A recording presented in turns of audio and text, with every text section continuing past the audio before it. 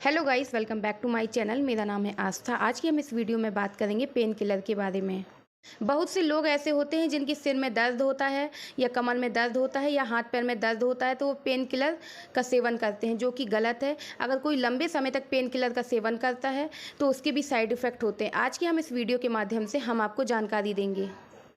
अगर आप लंबे समय तक पेन किलर का सेवन करते हैं तो लीवर और किडनी डैमेज होने का भी रिस्क रहता है।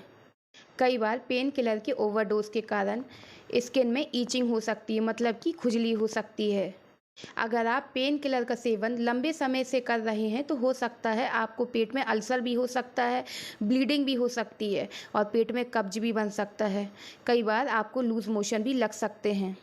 अगर आपको बहुत तेज़ दर्द हो रहा है तभी आप इसका सेवन कीजिए, वरना ज़रा से दर्द में आपको इसका सेवन नहीं करना चाहिए, नहीं तो यह खतरनाक साबित हो सकता है। पेन किलर लेते समय आप बहुत सी गलतियां ऐसी कर देते हैं जिसके कारण आपको साइड इफ़ेक्ट झेलने पड़ सकते हैं। आपको कभी भी खाली पेट पेन किलर नहीं लेना चाहिए। इससे क्या होगा, आपको एसिडिटी बन सकती है। इसीलिए पहले कुछ खा लें, उसके बाद ही आप पेन किलर लीजिए। अगर आप अल्कोहल का सेवन करते हैं और पेन किलर का भी सेवन करते हैं साथ में, तो आपको ऐसा नहीं करना चाहिए। अल्कोहल और पेन किलर का जो कॉम्बिनेशन होता है वह आपको स्ट्रोक या फिर हार्ट अटैक की कंडीशन तक में पहुंचा सकता है। अगर आप अल्कोहल लेते हैं तो उसमें भी एसिडिटी बनती है और जो पेन किलर होता है उसको लेने के बाद भी एसिडिटी बनती है। अब आप ये सोच लीजिए, आप दोनों का सेवन अगर एक साथ करते हैं तो उसके कितने नेगेटिव इफ़ेक्ट आप पर पड़ेंगे। इसलिए इन दोनों को एक साथ नहीं लेना चाहिए। अगर आप पेन किलर का सेवन कर रहे हैं तो पानी भी अच्छी मात्रा में पिएं, क्योंकि कई बार पेन किलर के सेवन से कब्ज की समस्या बन सकती है। इसलिए आपको पेन किलर अगर आप लेते हैं तो पानी भी आपको सही मात्रा में पीना चाहिए। पेन किलर का असर होने में 15 से 30 मिनट का टाइम लगता है। अगर आपको बहुत ज़्यादा दर्द हो रहा है और अगर आप दोबारा से वही टैबलेट ले लेते हैं तो वह ओवरडोज हो जाता है, जिसके कारण किडनी फेलियर हो सकता है, दिल का दौरा पड़ सकता है, जिसके कारण बहुत से साइड इफ़ेक्ट हो सकते हैं। इसलिए आपको ऐसा नहीं करना चाहिए, थोड़ा वेट करना चाहिए, क्योंकि 15 से 30 मिनट लगते हैं उसको असर दिखाने में। अगर आप प्रेग्नेंट हैं तो आपको पेन किलर का सेवन नहीं करना चाहिए। फिर भी आपको बहुत ज़्यादा दर्द हो रहा है तो आप पैरासीटामोल का सेवन कर सकते हैं, यह सुरक्षित है। पर फिर भी आपको डॉक्टर की एडवाइस से ही कोई भी मेडिसिन आपको लेना चाहिए। अगर आपको हार्ट की समस्या है तो भी आपको पेन किलर का सेवन डॉक्टर की बिना एडवाइस के नहीं करना चाहिए। जैसे आपको सिर में दर्द हो रहा है तो आप चाहे तो अदरक की चाय पी सकते हैं या सिर में बाम वगैरह आप लगा सकते हैं, पर लंबे समय तक आपको पेन किलर का सेवन नहीं करना चाहिए।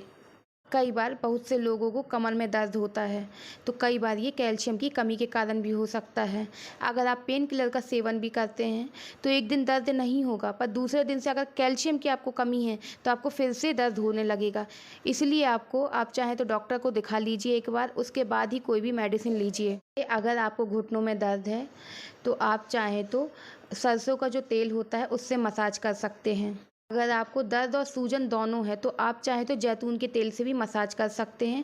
उससे अगर आपको सूजन और दर्द होंगे तो दोनों से राहत मिलेगी। अगर आपको पैरों में दर्द हो रहा है तो हो सकता है विटामिन डी की कमी हो, उसके कारण भी आपको यह समस्या हो सकती है।